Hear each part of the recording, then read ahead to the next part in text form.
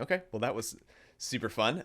This is the first guitar competition contest that I've ever submitted to, and it was super fun to have just a week to learn a little snippet of music and kind of focus on that and really try to perfect it in the to the amount and degree that I could in limited time because guitar is not my day job.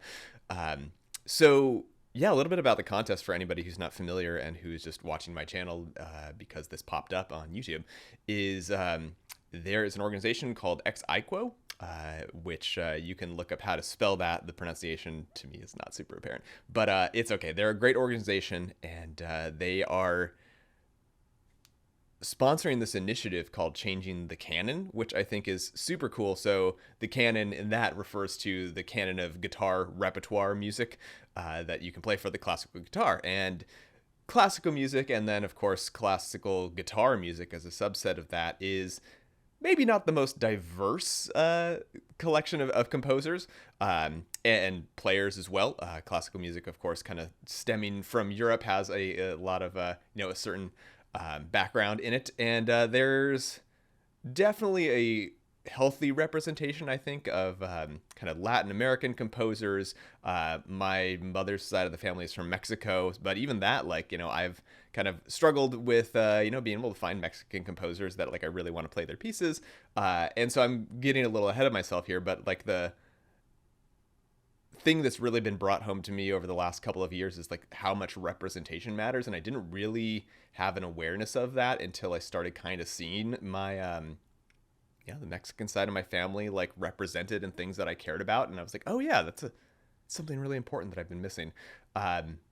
Anyway, I don't want to get too sidetracked, but I mean, what Ex-Aequo is doing with Changing the Canon is sponsoring Black American composers to compose music specifically for the classical guitar to really diversify the repertoire. And I think that's a super, super, one, just commendable thing, and then a super, super important thing that needs to happen because, music, especially, classical music is, fueled by sponsors and patrons and that kind of thing, and those opportunities simply need to be brought to people who they weren't brought to before.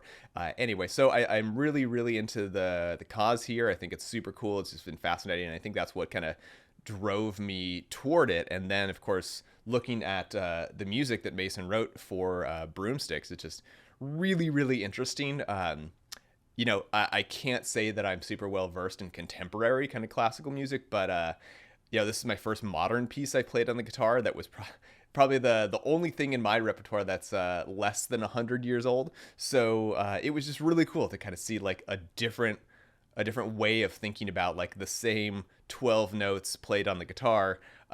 They can be so different with just a different mind coming at it and in a different time. So it was really cool, and it was like this meal that I wanted to just sink my teeth into and savor and just like try to, pinpoint all the notes, pun intended, of the flavor there. And it was just so, so cool. So I loved spending some time with these 11 bars of music, and you can actually check out the music on Ex-Aequo's site. So they have a page for it, which I'll link to below. I also figured I'd share this because I put it together myself and it took me a little bit to do.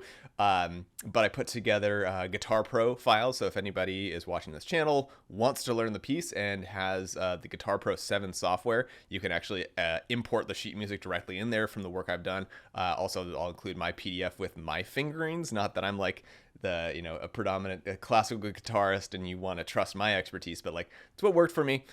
There's a couple tricky passages in there for me that I really wanted to kind of nail down, and I kind of switched back and forth fingerings a bunch of times, but it was really fun, and I think that's always been one of my favorite things about the classical guitar is just figuring out what's the best way to solve this puzzle with the notes and the fingerings and the musicality and what you're trying to really convey. So I just really loved geeking out on that.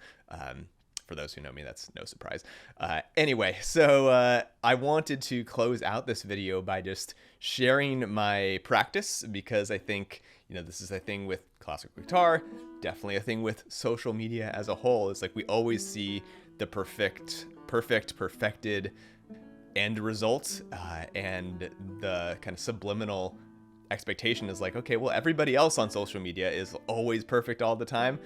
That's not the case. We just highlight the best 1% that we want people to see. And so let's look at the other 99%. So if you want to suffer through watching me practice over the course of 3 days, this was like my attempt to get one barely passable run through of this passage each day before work.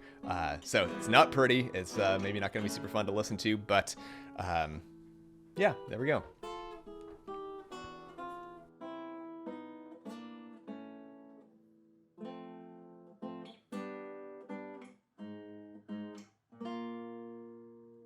Whew.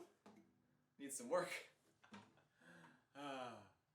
So in practicing, this became kind of my best friend again. There's a lot of interesting time changes in the piece, and I've never been super really good at kind of deciphering that stuff on the fly, but with practice, definitely made it possible. I got it up to, I think I played my final submission at like 80 BPM.